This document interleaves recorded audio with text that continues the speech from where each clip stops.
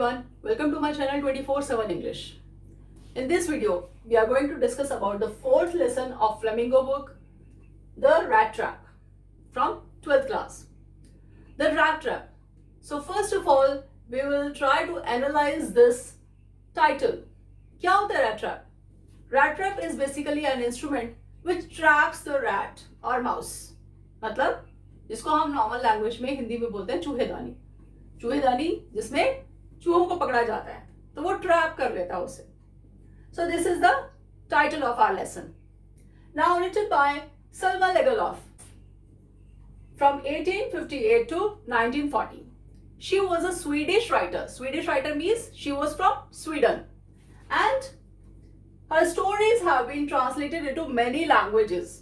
मतलब ऐसा नहीं सिर्फ वो स्वीडन तक ही रिस्ट्रिक्ट थी. उसकी स्टोरीज जो है वो मेनी लैंग्वेजेस में it has been translated and they have been you can say that many of the readers are there of different languages based on universal theme, and most of our stories are based on universal theme. Universal theme क्या होता है?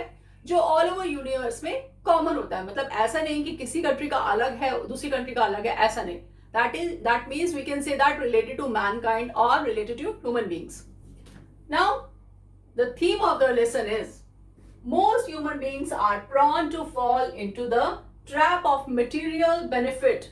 Meaning कि mostly ये human beings की tendency होती है कि वो क्या होते हैं, they are prone to fall. Prone to fall मतलब कि वो किसी भी तरह से फंस जाते हैं. ना चाहते हुए भी कई बार ऐसा होता है कि वो अट्रैक्ट हो जाते हैं towards the trap of material benefit. Material benefit means materialistic things जो हम अपने घर में या अपने आसपास अपनी चीजें जो यूज करते हैं, जो हमें अच्छी लगती हैं, वो सब चीजों के ट्रैप में वो फंस जाते हैं, उनकी बेनिफिट में यानी उससे अट्रैक्ट हो जाते हैं. However, every human being has an essential goodness. अब वो क्या कहते हैं राइटर कहती है कि जो भी ह्यूमन बींग्स हैं, everyone has the goodness also. मतलब ऐसा नहीं कि if a character is bad then he or she doesn't have any goodness in him or her. मतलब कि हर एक इंसान में, हर ह्यूमन बींग्स में बैड और गुड क्वालिटीज दोनों होती हैं. ऐसा कभी नहीं होता कि किसी में सिर्फ गुड क्वालिटीज हो या किसी में सिर्फ बैड क्वालिटीज हो. Everyone has the combination of these qualities.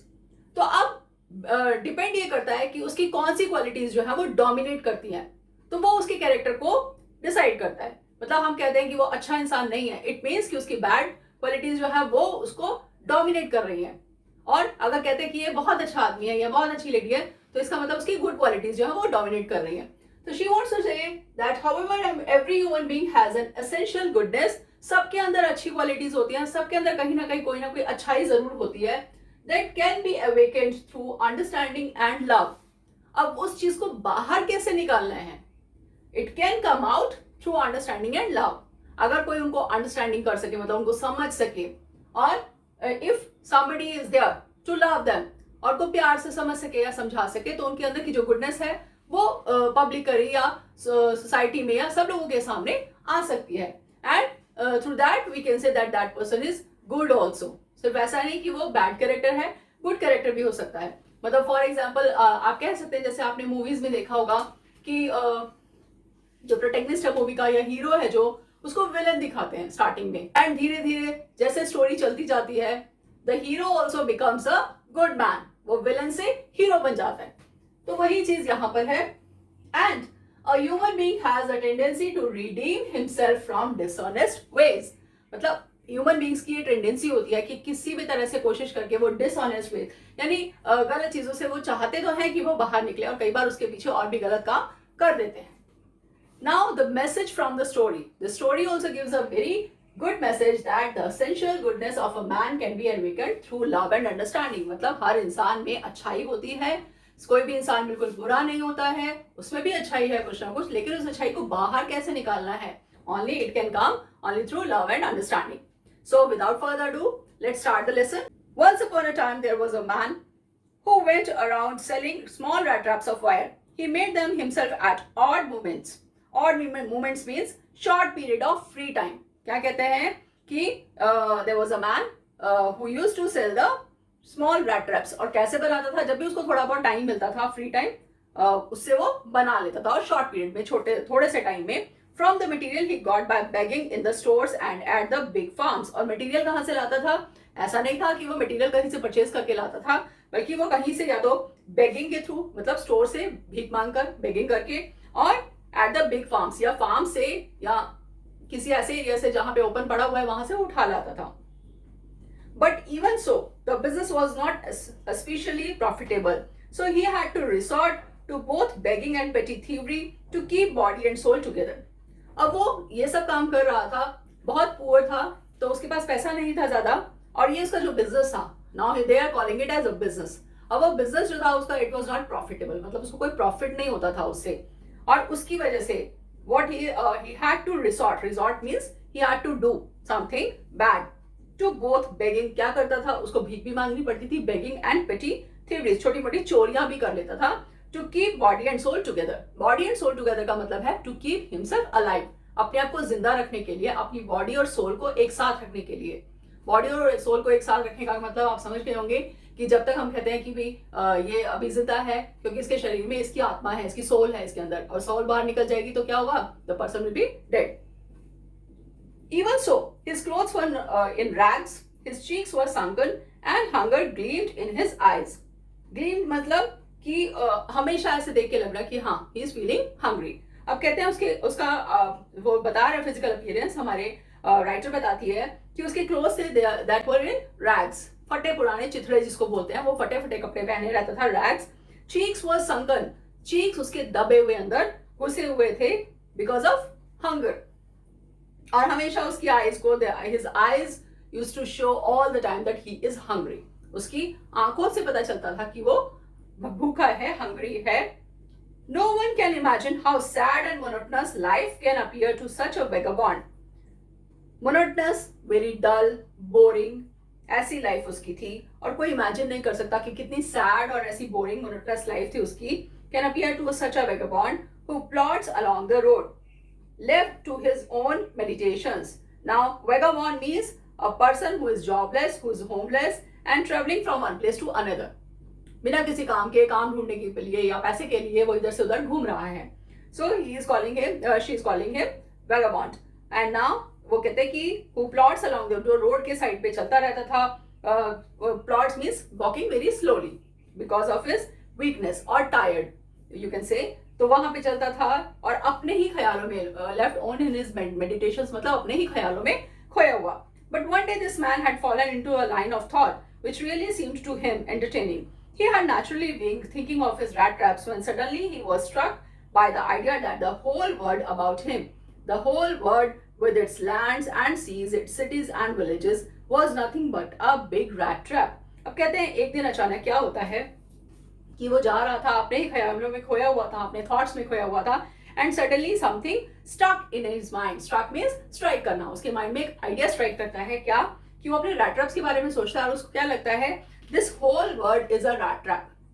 अब वो क्या कर रहा है, वो he is comparing the whole world with his rat traps. अब वो क्या कहता है कि ये जो पूरा, वो कहती है हमारी ऑथर कि ये जो पूरा वर्ल्ड है ये एक रैट ट्रैप की तरह से है। Now the rat trap seller is thinking, वो सोच रहा है, जो ट्रैम्प है, हमारा कैरेक्टर है, वो ये सोच रहा है कि ये जो पूरा वर्ल्ड है ये रैट ट्रैप है। रैट ट्रैप मतलब वो सबको पकड़ लेता है, और किस फॉर्म में है, with its lands, its seas, its cities and villages. मतलब पूरे वर्ल्ड के अंदर जो लैंड है, सिटीज हैं, विलेजेस हैं, सीज हैं, वाज नथिंग, या और कुछ नहीं है बल्कि एक बिग रैट ट्रैप है, जो एक you can say the source of attractions.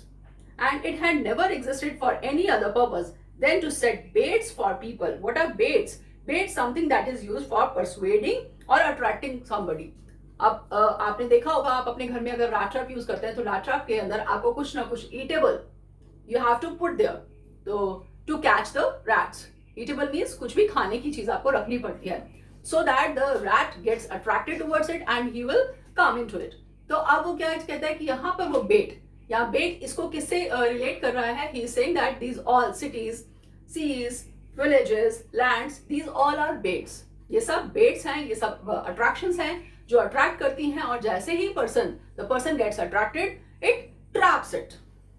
It had never existed for any other purpose than to set baits for people. It offered riches and joy, shelter and food, heat and clothing, exactly as the rat trap offered cheese and pork. And as soon as anyone let himself be tempted to touch the bait, tempted means attracted to such bait. क्या कहता है, किस किस form में वो लगी हुई हैं बेट्स? वो रिचेस एंड जॉय, मतलब लोगों को दिखाना कि देखो कितनी अच्छी अच्छी चीजें हैं पूरे वर्ल्ड में। आप ये देखिए कि रिचेस यू कैन से, जैसे बड़ी गाड़ी है उसको देख के आप अट्रैक्ट हो जाएंगे, किसी का बड़ा घर देख के आप अट्रैक्ट हो जाएंगे, and you will start thinking काश मेरे पास भी ऐसा होता, काश मेरे पास भी इतना पैसा होता। So these all are baits. Joys, लोग खुश हैं तो आप उनको देख के अट्रैक्ट हो जाते हैं और आप ये सोचते हैं काश हम भी इतने खुश होते, हमारे पास भी ये सब चीजें होती। शेल्टर है, फूड है, everything he is counting it as baits. Heat and clothing, heat and clothing मतलब अपने घर में रहना, the house which provides you heat, shelter, ये सब चीजें। तो वो सब चीजें वो कहता है कि ये सब क्या है, ये these are just baits like cheese and pork, जो हम रैट ट्रैप के अंदर यूज करते हैं। रैट ट्रैप के अंदर जो लगाते हैं, चीज लगाते हैं, चीज मीन्स यू कैन से पनीर और एनीथिंग ईटेबल, और पॉर्क, पॉर्क मीन्स मटन या मीट जिसको कहते हैं। एज सून एज, जैसे ही क्या होता है, कोई भी इससे अट्रैक्ट होता है, टेम्पटेड मीन्स अट्रैक्ट होता है, टू टच द बेट, वो जैसे ही आके बेट को टच करता है, जैसे रैट्स के साथ क्या होता है, वो आके उसको टच करते हैं, उसको खाने लगते हैं और वो ट्रैप हो जाते हैं उसके अंदर। So it closes in on him and then everything come to an end. अब क्या कहता है कि ह्यूमन बींग्स के साथ भी ऐसे है, ये वर्ल्ड में भी ऐसे इस तरह से ट्रैप कर लेते हैं। कैसे कि ये सब चीजें लगी हुई हैं और फिर उसके बाद क्या है, जैसे ही कोई अट्रैक्ट होता है वो जाके उनको पकड़ता है और फिर वो उसके अंदर दे कम इनटू इट, और वो उसके ऊपर अंदर क्लोज हो जाते हैं और वो बंद हो जाते हैं। And then he says everything came to an end, सब चीजों का एंड हो जाता है, मतलब they gets trapped in that rat trap in the form of world. The world had, of course, never been very kind to him, so it gave him unwanted joy to think ill of it in this way. अब क्या कहता है कि वो ऐसा इंसान था कि लोग उससे ज्यादा खुश नहीं होते थे। कोई वर्ड, मतलब word means related to the people, तो लोग उससे, they were not very kind to him, वो उसके साथ बहुत अच्छे बिहेव नहीं करते थे। And unwanted joy means unusual, uncommon, जो कॉमन नहीं है, मतलब सबके साथ जैसे करते हैं। To think ill and it in this way, ill means bad, और उसके बारे में बुरा ही सोचते थे, बैड सोचते थे। It became a cherished pastime of his during many dreary plottings to think of people he knew who had let themselves be caught in the dangerous snare. Now he says cherish, cherish means thought or feeling, कि वो सोचता था इस बारे में कि ये सब चीजें उसके लिए पास्ट टाइम की तरह से थी, क्योंकि he was a jobless person and he was a homeless person also, and in the beginning she says that he was a tramp, मतलब he was traveling from one place to another. तो उसके लिए ये सब चीजें, these were the thoughts, ये सब feelings, ये thoughts उसके माइंड में आते रहते थे। और dreary means very boring, not interesting. Ploddings means as initially also she says plods, मतलब walking very heavily or in a tired way, थका हुआ बहुत। वो जब बेचारा होता था ये सब कुछ वो सोचता था अपने माइंड में। एंड जिन लोगों को वो जानता था, वो इनको जिनके बारे में उसको पता था, be caught in the dangerous snare. Snare is a device to catch birds or animals. जैसे आपका rat trap है, this is also a device, an instrument. इसी तरह से a snare, तो वो कहता है कि ऐसे लोगों को भी जानता था जो इस तरह के dangerous snare में, मतलब dangerous instrument के अंदर बंद हो चुके हैं, पकड़े गए हैं, and of others who were still circling, और उन लोगों के बारे में भी जानता था जो अभी still circling around the bait, जो अभी उस bait के चारों तरफ घूम रहे हैं, मतलब अभी they are attracted towards it, attract तो हुए हैं इसलिए वो आए हैं, लेकिन उसके आसपास घूम रहे हैं और उसको टच नहीं कर पाए हैं, मतलब उस तक पहुंच नहीं पाए हैं। अगर पहुंचेंगे तो पकड़े जाएंगे।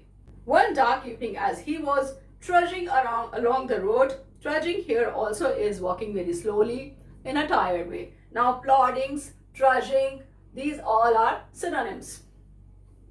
Furthermore, synonyms has been used here. And he caught sight of a little grey cottage by the roadside. अब एक दिन क्या होता है, डार्क इवनिंग मीन्स शाम का टाइम या रात होने वाली है बिल्कुल उस टाइम पे। And he was walking along the road and he was very much tired, क्योंकि सारा दिन घूमता रहता था, थक जाता था।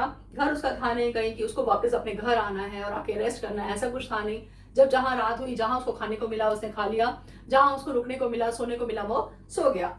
सो road side he found that he looked at a cottage. Cottage means a small hut, you can say, एक छोटा सा झोपड़ी भी कह सकते हैं या घर कह सकते हैं।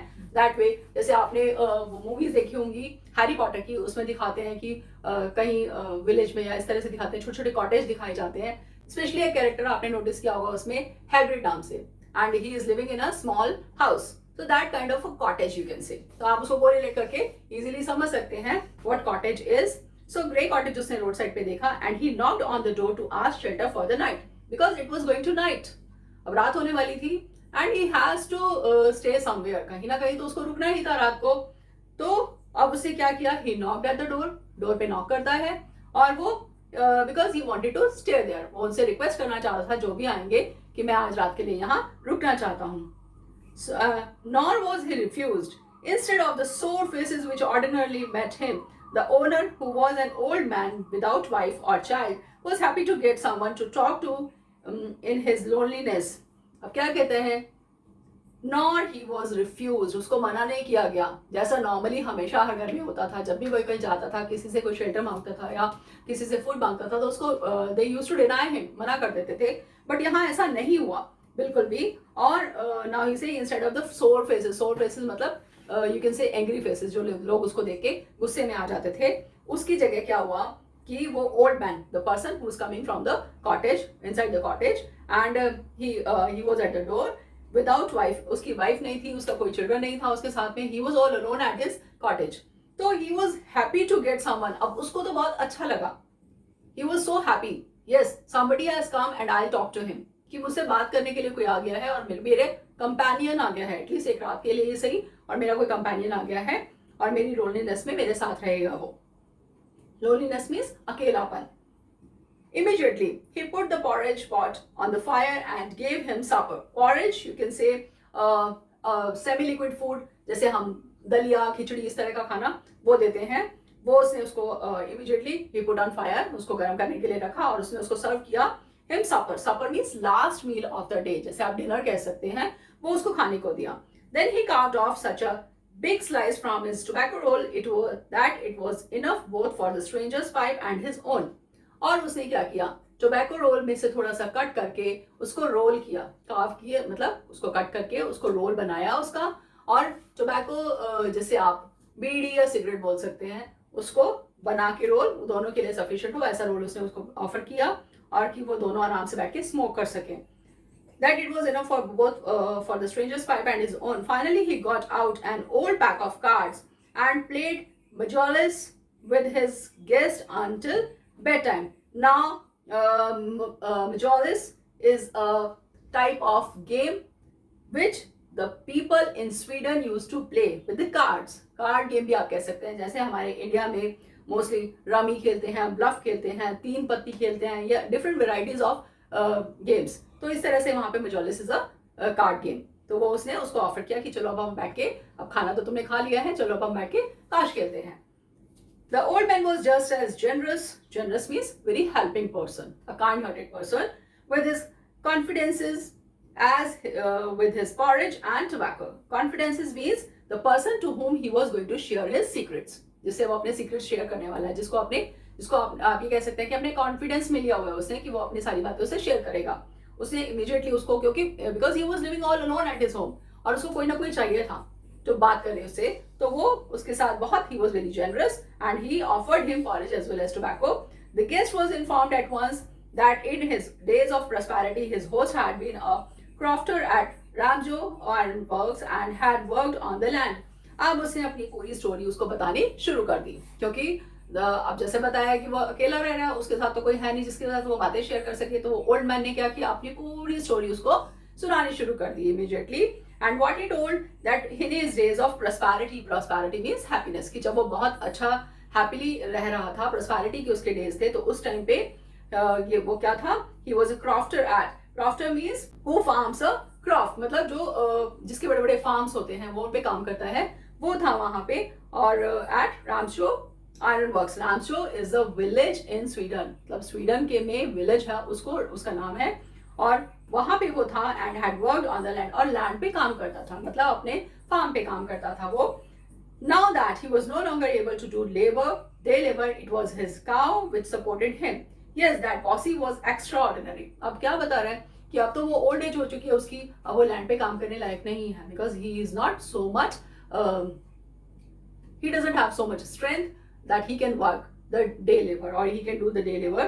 So अब वो क्या करता है, अब अकेला वहां रह रहा है, and his cow is also with him, उसकी cow जो है वो उसको सपोर्ट कर रही है। अब सपोर्ट कैसे कर रही है वो आगे बताएगा. And that he says that Bossy was extraordinary. Now he is calling his cow as Bossy. तो वो कहता है ये extraordinary है. Extraordinary मतलब something which is not ordinary, जो एकदम अलग है उससे.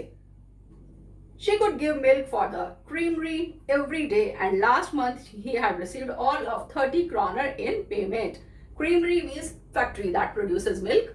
अब वो कहता है कि जो काव है उसकी वो मिल्क देती है, वो जाके क्रीमरी में उसको बेच कर आता है, और इस मंथ उसको he got 30 kroner. Kroner is the currency of Sweden. So 30 kroner उसको मिले मिल्क देने के लिए वहां पे. Now अब this story has been written. Now the writer is from 1858 to 1940. अब इस ड्यूरेशन में वो स्टोरी लिखी गई है. So you can imagine 30 kroners का उस टाइम कितना वैल्यू होगा. The stranger must have seemed incredulous. Incredulous means that he was unable to believe. उसको believe नहीं हो रहा था. कौन? Stranger. Who's the stranger? The rat trap seller और the tramp. अब वो कहते हैं क्यों बिलीव नहीं हो रहा था? क्योंकि अभी तो वो उसके घर में आया है. And the old man is sharing all of the things with him. सारी उससे बातें शेयर कर रहा है. For the old man got up and went to the window, took down a leather pouch which hung on a nail in the very window frame and picked out 3 wrinkled 10 kroner bills. अब क्या करता है वो old man? वहां से उठता है, वो विंडो के पास जाता है. विंडो फ्रेम के पास मतलब जो विंडो का फ्रेम होता है उसके साइड में एक नील्स भी यू कैन से कील भी बोल सकते हैं, या कोई हुक लगा हुआ है इस तरह से. वहां पे उसने एक लेदर पाउच जो है वो लटका रखा है, उसके अंदर वो 30 kroners रखे हुए हैं, और वो वहां से उसको निकालता है. So he says that wrinkled 10 kroner bills. 3 wrinkled 10 kroner मतलब ऐसे मोड़ के उसने रखे हुए हैं उसको रिंकल की फॉर्म में, या उसको कई सारे फोल्ड्स करके उसने अपने उसको नोट्स को रख दिया है वहां पे. अब सिंगल 10 kroner के वो नोट्स है, तो 3 नोट्स थे, यानी आप कह सकते हैं 30 रुपीज के लिए 10 रुपीज के 3 नोट्स. इस तरह से उसने और उसको दिखाता है.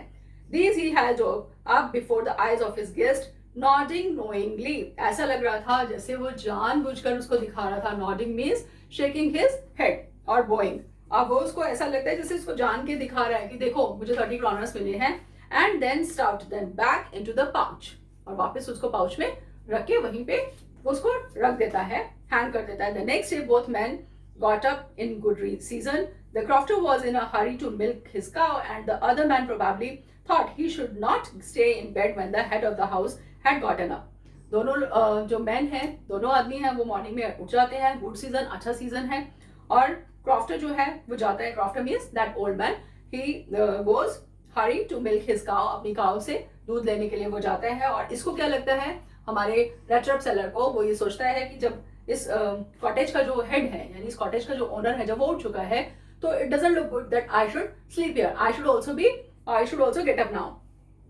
They left the cottage at the same time. The crofter locked the door and put the key in his pocket. The man with the rat traps said goodbye and thank you, and thereupon each went his own way.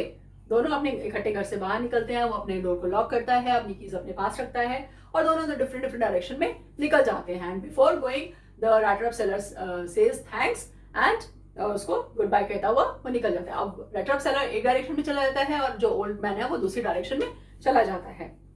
But half an hour later, the rat trap peddler, again peddler means person who is a dealer. Dealer कैसा dealer? Who sells the goods which are stolen. मतलब चुराई हुई चीजों को जो बेचता है, that is a peddler. Now you can see our author has used many names for the rat trap seller. उसका नाम कहीं नहीं बताया है. Sometimes she is saying peddler, then tramp, then this rat trap seller. इस तरह से अलग अलग नामों से उनको बुला रही है.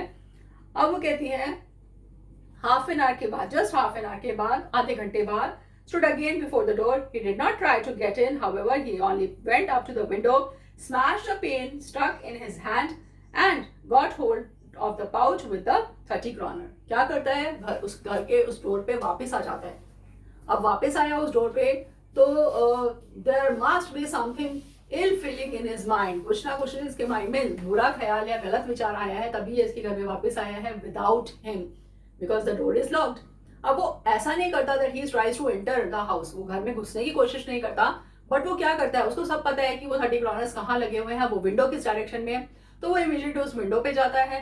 वो विंडो पे जाके ही स्मैश द पेन. वो उसको स्मैश मीन्स उसको बैडली तोड़ देना, ब्रोक कर देना, ब्रोकन कर देता है, उसको शैटर्ड कर देता है। विंडो पेन मीन्स जो विंडो का शीशा होता है, उसको तोड़कर अपना हैंड उसके अंदर घुसाता है, स्टक मतलब फंस जाता है उसका हाथ वहां पे, बस इतना सा तोड़ता है, बहुत ज्यादा शीशा नहीं तोड़ता, थोड़ा सा तोड़ता है, वहां पे अपना हाथ फंसाता है and got hold to the, और वहां पे जो पाउच लगाएगा उस पाउच को धीरे से अपने हाथ से निकाल लेता है और उसमें से 30 क्रॉनर्स जो है वो निकाल के he took the money and thrust it into his own pocket. Thrust means push, मतलब इमीडिएटली, यानी कि बहुत अच्छे से संभाल के अपनी पॉकेट में रखना, उसको इमीडिएटली अपनी पॉकेट के अंदर पुश कर देता है और फिर क्या करता है, then he hung the leather pouch very carefully back in its place and went away. Leather pouch को लेता है वापस, उसको वहीं पे स्टक करता है, उसको टांग देता है और फिर अपना वापस चला जाता है, मतलब कि उसके घर में आके, ओल्ड मैन के घर में आके 30 क्रॉनर्स की चोरी करके चला जाता है। As he walked along with the money in his pocket, he felt quite pleased with his smartness. He realized, of course, that at first he dared not continue on the public highway, but must turn off the road into the woods. अब उसने ये काम किया है, सोच समझ के काम किया है, जानबूझ के किया है, और वो अपने स्मार्टनेस पे बड़ा खुश होता है। स्मार्टनेस कैसे? उसको लगता है कि मैं कितना स्मार्ट हूँ, देखो और वो कितना बुद्धू था। he was such a you can say stupid one also that he told me everything. उसने सब कुछ मुझे बता दिया, सब कुछ दिखा दिया और आराम से वो निकल गया। और मेरी स्मार्टनेस देखो कि मैंने चुपचाप जाके वहां से पैसे चुरा लिए, अब उसको पता भी नहीं चलेगा। और फिर वो उसके माइंड में क्या आता है कि ऐसा, मैंने ये उसको मालूम है कि उसने चोरी की है, he is very much aware of this thing. So उसके माइंड में अब क्या आ रहा है कि चोरी तो मैंने कर ली है, तो अब मुझे क्या करना चाहिए, मुझे जो कॉमन हाईवे है, पब्लिक हाईवे, मतलब जहां से मोस्टली लोग जाते हैं, वो उसको फॉलो ना करते हुए कोई शॉर्टकट लेना चाहिए, एक अलग रूट से जाना चाहिए जिसको ज्यादा लोग फॉलो नहीं करते। क्यों? क्योंकि अगर मैं उस वे से जाऊंगा और प्रॉफिट मुझे मिल जाता है, या उसको जब वो आ जाएगा वापस, उसको पता चल जाएगा कि मेरे पैसे चोरी हो गए, तो मैं उस रोड से पकड़ा जा सकता हूँ। एंड अगर मैं कोई शॉर्टकट लेके जाऊंगा तो किसी को पता भी नहीं चलेगा।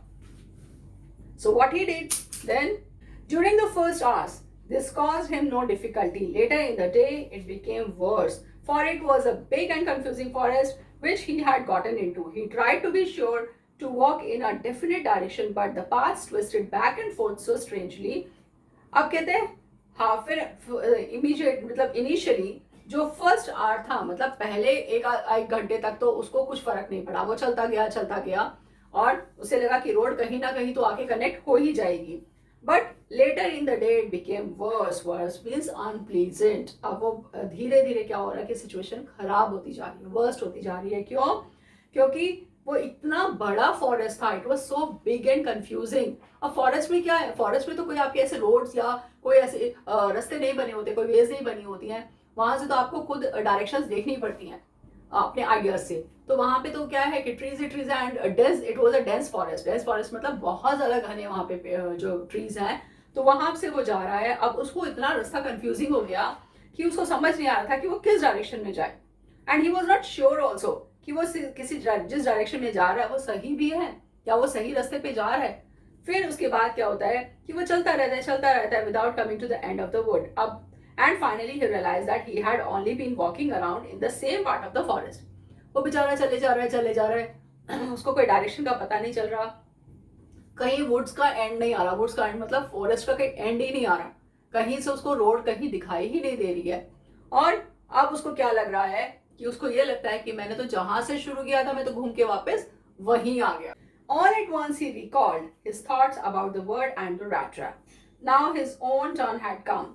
Recalled means recollected or remember. अब उसके जो thoughts जो पहले उसके माइंड में आ रहे थे, क्या, that the whole world is a rat trap. अब वो जो thoughts हैं वो वापस उसके माइंड में आने शुरू हो गए हैं और उसको क्या लग रहा है कि अब उसकी टर्न आ गई है। क्यों? 30 क्रॉनर्स उसको लगे जैसे बेट की तरह लगाए हुए थे, they were as a bait for him. वो वहां अट्रैक्ट हुआ, he got trapped and now he is trapped in this forest. अब इस फॉरेस्ट के अंदर वो ट्रैप हो चुका है और वो वहीं बेचारा घूमे जा रहा है। So now his own turn had come. He had let himself be fooled by a bait and had been caught. The whole forest with its trunks and branches, its thickets and fallen logs. Thickets means dense bushes. जो trees हैं छोटे बड़े सारे बहुत dense मतलब घने, वो those are the thickets, and closed in upon him like an impenetrable prison from which he could never escape. Impenetrable means Impassable means he cannot pass through, वो जा नहीं सकता वहां से. And escape you can say run away. अब उसको क्या लग रहा है कि जो फॉरेस्ट है, इस फॉरेस्ट के अंदर जो थिकेट्स हैं, जो फॉलन लॉग्स हैं, मतलब लॉग्स मतलब जो जैसे वुड आपने देखा होगा कि जो ट्रीज होते हैं वो कट जाते हैं या टूट जाते हैं और उसकी जो ब्रांचेस ब्रांचेस वो सब हट जाती हैं, झड़ जाती हैं या ड्राई हो जाती है, तो वो बिल्कुल लॉग्स जो पड़े होते हैं, उनके टुकड़े पड़े होते हैं उसके ट्रंक के, those are known as fallen logs. तो वो लॉग्स वहां पड़े हैं, उसकी ब्रांचेस हैं, ट्रंक्स हैं, वो सब क्या लग रहा है उसको कि these all are just like a jail for him, prison, jail की तरह से हैं, जहां से वो इम्पेनिट्रेबल, जहां से वो पास नहीं कर सकता, वो निकल नहीं सकता, and he can not escape, वो वहां से भाग नहीं सकता, he can not run away. It was late in December. Now the time is of December. December naturally कि वहां पे उस टाइम क्या होगा, डिसम्बर में कौन सा सीजन होता है, दिसंबर में आपका विंटर सीजन होता है. अब विंटर्स में आप डे टाइम में तो चलो घूम लोगे, बट नाइट में तो यू नीड सम शेल्टर. आपको कहीं ना कहीं आपको शेल्टर चाहिए, आपको हीट चाहिए, क्योंकि आप ठंड में बाहर नहीं रुक सकते, बिल्कुल मामला खत्म फिर तो अब वो कह रहा है कि it was late in December, darkness was already descending over the forest. Descending means covering. अब डार्कनेस पूरी उसको कवर करती जा रही है, फॉरेस्ट को. डार्कनेस कैसे कि नेचुरल सी बात है कि जब फॉरेस्ट है, फॉरेस्ट में सनलाइट तो एकदम डायरेक्ट आती नहीं है, क्योंकि इतना डेंस फॉरेस्ट है, इतने डेंस ट्रीज हैं, उनके थ्रू पेनिट्रेट होके सनलाइट सारी नहीं आ पाएगी नीचे. और पहले ही थोड़ा अंधेरा होता है और धीरे धीरे जैसे टाइम पास होता है, शाम होती जाती है, रात होती जाती है, तो और ज्यादा डार्कनेस हो जाती है. So this increase the danger and increase also his gloom and despair.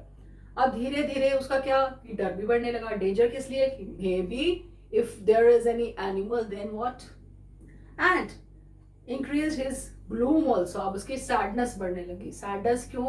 क्योंकि ठंड का टाइम है, विंटर्स हैं, कोई एनिमल आ जाएगा तो वो खा जाएगा, अगर एनिमल नहीं आया तो ठंड में वो वैसे मर जाएगा. And despair without hope, that now there is no hope, क्योंकि डे लाइट में तो बेचारा फिर भी घूम रहा था, अब नाइट के टाइम पे, और वो भी फॉरेस्ट के अंदर. अब उस टाइम तो आपके मोबाइल्स नहीं होते थे कि आप मोबाइल ऑन करके बैटरी के थ्रू अपना देख लेंगे, तो उस टाइम पे तो ऐसा कुछ था ही नहीं उसके पास. तो कहता है ही वॉज विदाउट होप कि बस अब तो मेरा लगता है जाना तय है, पक्का है कि now I have to die. Finally he saw no way out and he sank down on the ground tired to death. थक चुका था बिल्कुल, घूम घूम के, चल चल के, और फिर वो क्या करता है एकदम sank down. Sank means it's the past participle of sink. Sink मतलब डूब जाना. तो वो ग्राउंड में डूब जाने का मतलब कि वो गिर जाता है. अब ग्राउंड में डूबेगा तो नहीं, वो गिर जाता है वहां पे, because he was so tired. And now the writer says tired to death, कि इतना ज्यादा टायर्ड हो चुका था कि बस हो सकता है कुछ टाइम बाद वो खत्म ही हो जाता. क्यों? क्योंकि होप तो उसकी खत्म हो चुकी थी. Thinking that his last moment had come, but just as he laid his head on the ground he heard a sound. But क्या होता है, अचानक उसको एक होप दिखाई देती है. कैसे दिखाई देती है कि वो जैसे ही ग्राउंड पे लेटता है, he put his ear on the ground, अपने कान लगाता है ग्राउंड की तरफ, and what he heard the sound from a hard regular thumping. कैसी साउंड उसको सुनाई देती है? थम्पिंग मीन्स पाउंडिंग और हिटिंग, कि जोर जोर से मारने की आवाज, को स्ट्राइक कर रहा है किसी चीज के ऊपर, कोई मार रहा है किसी चीज के ऊपर, जैसे आप कह सकते हैं हथौड़े की तरह से, ऐसे उसको साउंड सुनाई देती है. There was no doubt as to what that was. He raised himself. Those are the hammer strokes from an iron mill, he thought. अब ये जो एरिया दिखाया है, this area it was famous for iron mills. Mills थी वहां पे, iron mills थी, और निकलता था, और मतलब जो आपने देखा होगा माइंस होती है, माइंस के अंदर से वो रॉक्स की फॉर्म में निकलता है कोई भी मेटल, और फिर बाद में उसको प्योरीफाई करके उसको बनाया जाता है, मेटल बनाया जाता है.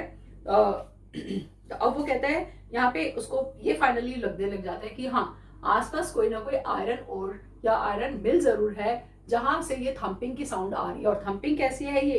This is the sound of hammer. Hammer मतलब हथौड़ा. हथौड़ा किसी चीज के ऊपर लग रहा है और उसकी साउंड ये मुझे सुनाई दे रही है. तो उसको होप क्या दिखाई देती है कि हाँ, अब शायद मैं बच जाऊंगा, अगर मैं किसी तरह वहां तक पहुंच जाऊं तो शायद मैं बच जाऊंगा. There must be people nearby. He summoned all his strength, got up and staggered in the direction of the sound. अब उसको लगता है हाँ, कुछ लोग भी होंगे यहाँ पे, क्योंकि अगर यहाँ से हैमर की साउंड आ रही है तो इसका मतलब लोग भी यहाँ पे होंगे. तो अपनी सारी स्ट्रेंथ को कलेक्ट करता है, समन. अब हमने समन्ड ऑल द स्ट्रेंथ, ये हमने एक और लेसन में पढ़ा था, if you remember deep water में. Same here also, he summoned all his strength and got up. Walking very unsteadily मतलब लड़खड़ाते हुए चलना, तब स्टेडली नहीं चल रहा है, सीधा नहीं चल रहा है, लड़खड़ाता हुआ चल रहा है। जैसे आपने ड्रंकन लोगों को देखा होगा कि वो स्टेडली नहीं चल रहे होते। ड्रंकन मीन्स जो लोग पिए हुए होते हैं, द ड्रंक होते हैं, तो या नशे में होते हैं, तो इस तरह से। तो ऐसे ही वो चल रहा था in the direction of the sound, उस डायरेक्शन को, उस साउंड को फॉलो करता हुआ उसी डायरेक्शन में चल रहा था। बिकॉज अब उसको एक होप दिखाई दिया और उसे लग रहा है कि जितना जल्दी मैं वहां पहुंच जाऊं उतना जल्दी मेरे बचने के चांसेस बढ़ जाएंगे। The Ramsau Iron Works, which are now closed down, were not so long ago a large plant with smelter, rolling mill and forge. क्या कहते हैं रैमजो आयरन वर्क्स, जो यहाँ पे मिल्स हैं, कहते हैं अभी अब तो ये बंद हो चुकी हैं, क्लोज डाउन हो चुकी हैं, लेकिन बहुत ज्यादा टाइम नहीं हुआ इनको बंद हुए हुए। और कहते हैं कि उससे पहले ये it was a large plant. Smelter means, smelter आप कह सकते हैं बिग फैक्ट्री। और कैसी factory? Where the smelting of iron done from the ore. Smelting of iron मतलब कि जब ओर आता है, जब माइन से एक रॉ मटेरियल लेके आते हैं, चाहे वो कोल माइंस हो या गोल्ड माइंस हो, सिल्वर माइंस हो, किसी भी मेटल की माइंस हो, तो वहां से जब उसको निकाला जाता है दैट इज ओर। अब वो रॉक की फॉर्म में आता है, उसको स्मेल्टिंग करके उसको फिर उसके बाद क्या करता है, उसको मेल्ट किया जाता है और उसमें से उसको जो उसकी इम्प्योरिटीज है उसको अलग की जाती है और मेटल को अलग किया जाता है और फिर उसको एक मेटल बनाया जाता है प्रॉपर। तो कहते हैं वो स्मेल्टर, रोलिंग मिल, वहां पे जो मिल्स थी, और जो फोर्ज, फोर्ज मतलब बड़ी बड़ी जो फायर फोर्ज होती है जहाँ पे उसको जलाते हैं, उसको हीट देते हैं, उसको मेल्ट करते हैं, वो वहां पे थी। In the summer time long lines of heavily loaded barges and scows slid down the canal which led to a large inland lake, and in the winter time the roads near the mill were black from all the coal dust which shifted down from the big charcoal crates. अब कहते हैं summer में तो वहां पे बहुत ज्यादा rush होता है क्योंकि बहुत ज्यादा काम होता है, लेकिन विंटर्स में वहां पे इतना काम नहीं होता है। और जो रोड्स है वो सारी कोल, उससे, कोल मतलब कोयले से, उसकी डस्ट से जो है वो सारी ब्लैक हो चुकी होती है। And which shifted down from the big charcoal crates, जो चारकोल क्रेट्स जो है वो बड़ी बड़ी क्रेट्स की उसमें फॉर्म में लेके जाते हैं, उससे उसको ले जाने में, लाने में, उस वजह से वो सारी रोड जो है वो ब्लैक हो जाती है। During one of the long dark evenings just before Christmas, the master smith and his helper sat in the dark forge near the furnace waiting for the pig iron. Pig iron is the crude iron. Crude iron मतलब जो और आता है, जो वो एक stone की form में आता है, एक पत्थर की फॉर्म में आता है वो। अब वहां पे वो कहता है कि डार्क इवनिंग, इस टाइम जो दिखाया है कि उस टाइम पे डार्क इवनिंग थी, बाहर बहुत अंधेरा था, विंटर्स थी, तो वो क्या कहते हैं, और जस्ट बिफोर क्रिसमस, क्रिसमस भी आने ही वाली थी क्योंकि दिसंबर का टाइम बताया है, तो क्रिसमस भी आने ही वाली थी। The master Smith and his helper, अब वहां पे दो लोग हैं, एक मास्टर स्मिथ है। मास्टर स्मिथ कौन? जो ब्लैक स्मिथ है। ब्लैक स्मिथ क्या होते हैं? इसको आप कह सकते हैं जो आयरन का काम करते हैं वो लोग। तो वो वहां पे एक ब्लैक स्मिथ है और एक उसका कौन है? हेल्पर है। ये दोनों ही वहां पर है। अब उन्होंने क्या किया हुआ है? Set in the dark forge, वो फोर्ज के आगे खड़े हुए हैं, नियर द फोर्ज में, मतलब फोर्ज जो है क्या है कि वो जो एक रूम टाइप है उसमें, और उसमें एक बहुत बड़ी फर्नेस लगी हुई है। फर्नेस मतलब जो भट्टी लगी हुई है जिसमें आग जल रही है, तो वो पिग आयरन की वेट कर रहे हैं कि अभी वो आयरन आएगा तब हम उसके अंदर, उसको फर्नेस के अंदर डालेंगे, वो मेल्ट होगा और फिर उसमें से मेटल अलग करेंगे और बाकी इम्प्योरिटीज को अलग कर देंगे। which had been put in the fire to be ready to put on the anvil. अब वो कहते हैं कि वो वही चीज कि वो उसको वेट कर रहे थे उसको डालने के लिए। Now every now and then one of them got up to stir the glowing mass with a long iron bar, returning in a few moments dripping with perspiration. अब कहते हैं दोनों में से बारी बारी से एक कोई उठता था और एक बहुत बड़ी लॉन्ग आयरन बार, क्योंकि इतनी ज्यादा हीट है उसके अंदर, and they can't go near by, बिल्कुल पास नहीं जा सकते कि बहुत ज्यादा हीट है, तो वो दूर से ही आयरन से, उसमें जो कोल था जिससे वो जल रहा था उसको ऊपर नीचे करते थे ताकि वो जो फायर है वो जलती रहे और वो ठंडी ना हो जाए। और उसके लिए दो as it was the, now he says that dripping with perspiration, मतलब उसके पास जाने, ड्रिपिंग मीन्स वेट, बिल्कुल भीग जाना, किससे? पर्सपिरेशन, स्वेटिंग से, पसीने से उसके पास जाते हैं जब हीट के पास। Although it's winter time, although it's very cold outside, but inside the forge near the furnace it was very hot. और उस हॉटनेस की वजह से क्या है कि वो जैसे उसके पास जाते हैं बिल्कुल वो ड्रिपिंग कंडीशन में हो जाते हैं कि उनकी जो भी क्लोथ्स हैं वो सारे वेट हो जाते हैं, गीले हो जाते हैं स्वेटिंग से, और वो सारे ड्रिप करने लग जाते हैं। And though as was the custom he wore nothing but a long shirt and a pair of wooden shoes. और कस्टम में ये कह सकते हैं कि भाई नॉट एज अ कस्टम, मतलब आप ये कह सकते हैं उनकी यूनिफॉर्म है। यूनिफॉर्म कैसे कि उनको फर्नेस के सामने काम करना है तो उनको यही पहनना है। और क्या पहनना है, उनको एक लॉन्ग शर्ट पहननी है और पेयर ऑफ वुडन शूज पहनने हैं। वुडन शूज किस लिए, बिकॉज वुडन शूज पहन के तो वो हीट के पास जा सकते हैं। अगर वो कोई और शूज पहनेंगे तो वो शूज ही मेल्ट हो जाएंगे इतनी हीट में। All the time there were many sounds to be heard in the forge. सारा दिन वहाँ पे कुछ ना कुछ आवाजें आती रहती हैं। अब कैसी आवाजें, the big bellows groaned and the burning coal cracked। अब वो जो वो कोल जल रहा है, अंदर कोयला जल रहा है, उसकी क्रैकलिंग साउंड्स, जैसे कई बार आपने आप घर में भी देखते हैं, अगर आप कुछ बना रहे हैं और सडनली उसमें थोड़ा सा वाटर स्प्रिंकल कर दे तो आपको आवाज आने लग जाती है चटकने की जैसे। तो उसी तरह से वो कहता है कभी कभी कोल में क्या होता है कि कुछ इम्प्योरिटी है या थोड़ा वाटर पार्टिकल्स है या कुछ इस तरह से है, तो उसकी भी आवाजें वहां आती है उसके अंदर बहुत। The firebird shoveled charcoal into the maw of the furnace with a great deal of clatter. Now, what he says, shovel means moved. अब चारकोल को मूव करता रहता है, ऊपर नीचे करता रहता है उसको into the maw, उसके माउथ में डाल के। जैसे आपने मूवीज में देखा होगा, ओल्ड मूवीज में जैसे ट्रेन्स दिखाते थे, ट्रेन्स के अंदर वो कोल से चलती थी, कोयला डालते थे, कोयले को डालते थे, फिर उसके बाद उसको मूव करते थे थोड़ा ताकि वो जलता रहे तेज, और उस तरह से उसके वो डालते रहते थे। Same way they also used to put the this charcoal in it with a great deal of clatter and उसको और डालते ही क्या, क्लैटर मींस रटलिंग साउंड, एकदम आवाजें आने लग जाती थी डालते ही। Outside roared the waterfall and a sharp north wind with the rain against the brick tile roof. अब ये तो बता रहे हैं वो अंदर की आवाजें कि फोर्ज के अंदर कैसी आवाजें आ रही है। अब ना बाहर की साउंड्स कैसी है, बाहर वो कहते हैं कि वाटरफॉल है, बहुत बड़ा वाटरफॉल है। Road means roaring sound. Roaring क्या होता है, दहाड़ना। तो अब वो कहते हैं ऐसी इतनी जोर से आवाज उसकी आ रही है, और नाइट में तो नेचुरली और ज्यादा आवाज आएगी बिकॉज बाकी साउंड जो है वो बंद हो जाती है।